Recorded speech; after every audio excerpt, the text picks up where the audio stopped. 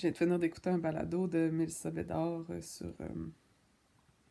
sur le féminisme et la religion, ou comment pratiquer son féminisme et sa croyance. Je trouvais ça vraiment intéressant. Il y avait une musulmane, une, une femme de profession de foi catholique, puis une jeune femme qui est issue d'un milieu, d'une famille chrétienne évangélique. Puis bon, cette émission-là, elle a été enregistrée l'an dernier, à peu près à la même époque, là, en février 2022. Puis, ben c'est ça, là, moi, je sors un peu des catacombes de ma vie où est-ce que j'étais dans l'auto-sabotage pas mal tout le temps. J'ai été élevée avec des techniques de manipulation religieuse. Donc, ça l'a comme retardé un peu, là,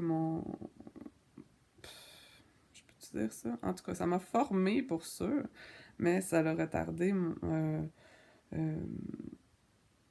ma croissance intérieure, puis ma confiance aussi en ce que j'avais.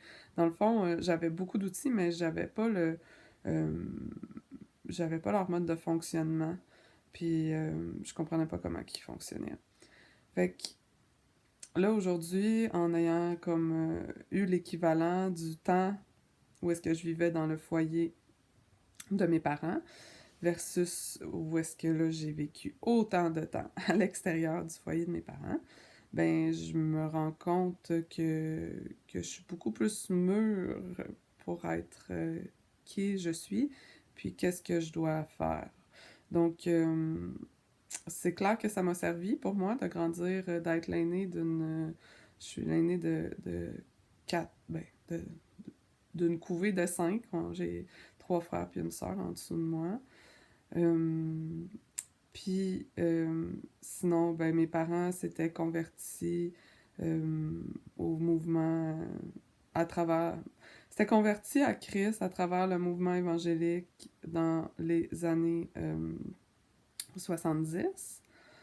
Donc, pas mal dans la même période là, que se déroule le film Jesus Revolution qui vient de sortir aux États-Unis.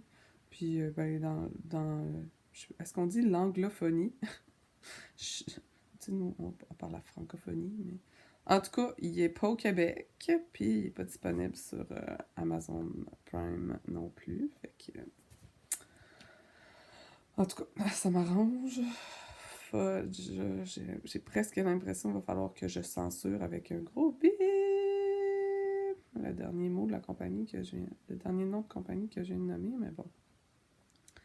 Qu'est-ce que tu veux? Tout cela pour dire que j'ai vraiment, vraiment creusé la question.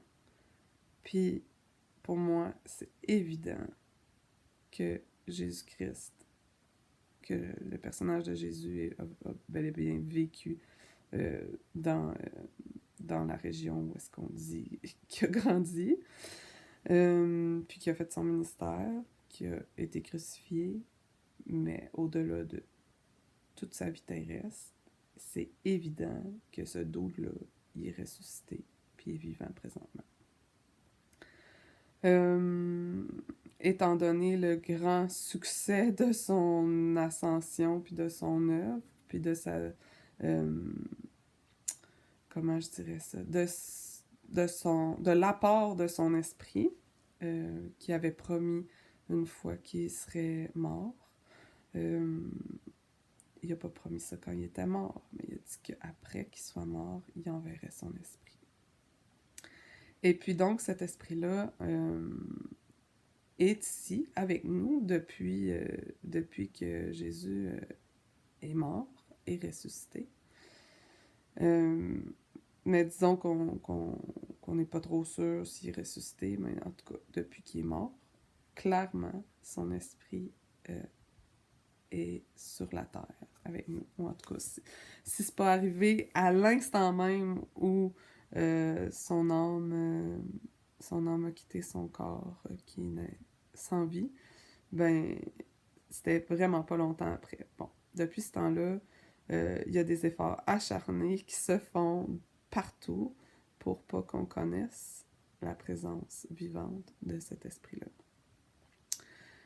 Puis moi, c'est mon but d'en parler plus, de dire Hey oh, wake up! Elle existe, veux-tu que je te la montre? Veux-tu que je te la présente? Aimerais-tu qu'elle reste avec toi? C'est comme une maman, c'est comme un esprit qui est nourricier, qui est toujours présent, qui t'accompagne toujours à tout instant pour dans tes succès comme dans tes échecs, comme dans les moments où est-ce que ça va moins bien, où est-ce que tu peux avoir de la peur, du découragement. Euh, il est dit que cet esprit-là est toujours là pour consoler, pour te rappeler l'amour du Père, puis pour faire des tonnes d'œuvres miraculeuses en toi.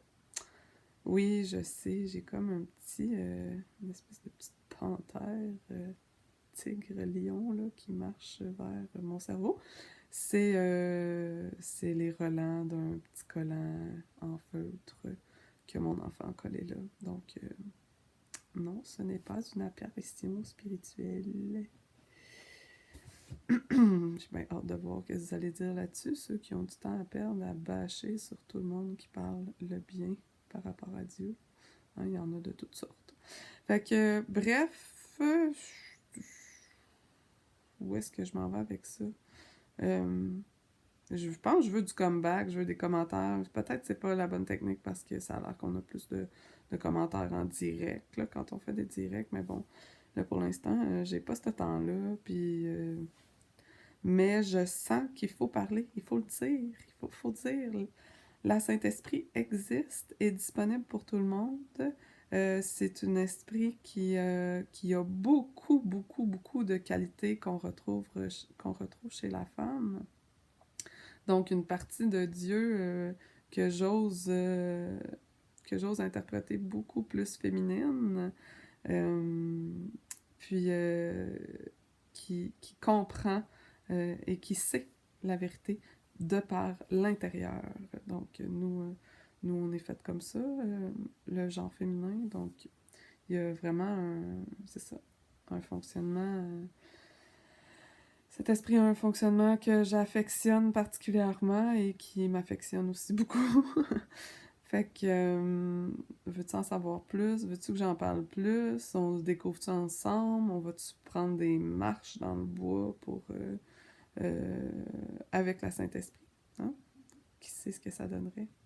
Fait que, voilà, c'est ça. Je voulais juste faire ça, je pense. On se reparle bientôt dans une vidéo peut-être encore plus claire sur la suite du développement de mon ministère. Tu vas-tu faire partie de mon groupe? À bientôt.